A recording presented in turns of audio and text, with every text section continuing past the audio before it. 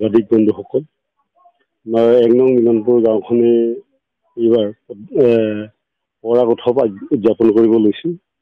আমাৰ দিন ধাৰ্য কৰা হৈছে অহা ৬, ৭, ৮ মাৰ্চত আমাৰ পৰাগ উৎসৱটিয়ে উদযাপন কৰা হ'ব। আমি আপোনালোকৰ চেনেলৰ মাধ্যমেদি এইটোৱে অনুৰোধ জনাব বিচাৰিছোঁ, যিহেতু আমাৰ মিচিং জাতি এইটো পৰম্পৰাগত এটা উৎসৱ।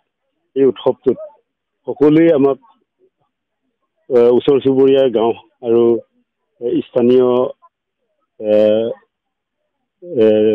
মানে যুৱ প্ৰজন্মই আমাৰ এই পৰাগ উৎসৱটোৰ লগত সহযোগ কৰি আমাৰ উৎসৱটো সাফল্যমণ্ডিত কৰিবৰ কাৰণে আমি অনুৰোধ জনাইছোঁ। আজি আমি লাইভোটা পৰাগ উৎসৱৰ কাৰণে লাইভোটা স্থাপন কৰা হৈছে। আজি আমি আমাৰ গাঁওখনত আমি এই ওচৰৰ পৰাই প্ৰায় ১.৫-২ কিলোমিটাৰমান হ'ব। আমি এই কিবা কি বুলি কয় আমাৰ সেইটো চিউমিৰ গছ এইটো নিয়ম হয়। চিউমিৰ গছেদি লাইখুটাটো কৰিব লাগে।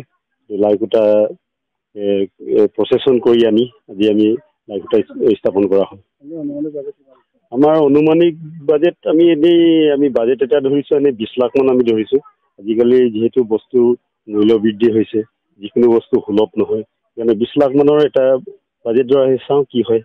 অহা মাৰ্চ মাহৰ ৬, ৭, ৮ তাৰিখে আমাৰ সমূহ গাঁওখনৰ মানে বাহিৰত থকা মানুহখিনিকো আহিবলৈ অনুৰোধ জনোৱা হৈছোঁ, আৰু যিমানখিনি ওচৰ চুবুৰীয়া গাঁওখিনিকো এই পৰাগ লৈ সহযোগ কৰিবলৈ এই আপোনালোকৰ মাধ্যমৰ যোগেদিয়ে নিমন্ত্ৰণ আগবঢ়াইছোঁ। এনেই আমাৰ ৩ দিনীয়া কাৰ্যসূচীৰে আলহী আমাৰ এই মিনম আহিব, আমাৰ জামজিং গাঁওখন, এলাম জামজিং। গাঁৱৰ ৰাইজক সকলোৱে সহযোগ কৰক, সমূহ গাঁওবাসীয়ে সহযোগ কৰক, এয়ে মোৰ আপোনালোকৰ চেনেলৰ যোগেদি অনুৰোধ। যোৱা বছৰ ২০২৩ বৰ্ষৰ ফেব্ৰুৱাৰী মাহে আমি ১ নং মিলনৰ গাঁওবাসী ৰাইজে ত্যাগ কৰিছিলোঁ, কিন্তু আজি উলহ মালহেৰে সকলোৱে একগোট হৈ কিনি আজিৰ দিনটোলৈকে যিটো পৰ্যায় আমি 75% আগবাঢ়ি গৈছোঁ। জাষ্ট 25% আমাৰ বাকী আছে।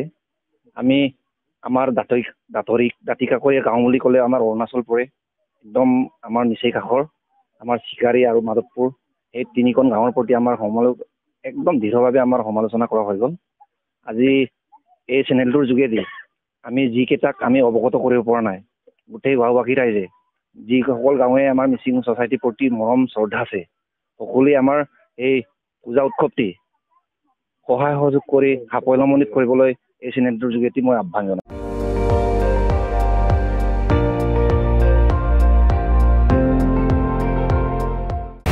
আপুনি চাই আছে ND24 সৰ্বশ্ৰেষ্ঠ নহয় সৰ্বোত্তমৰ দৌৰ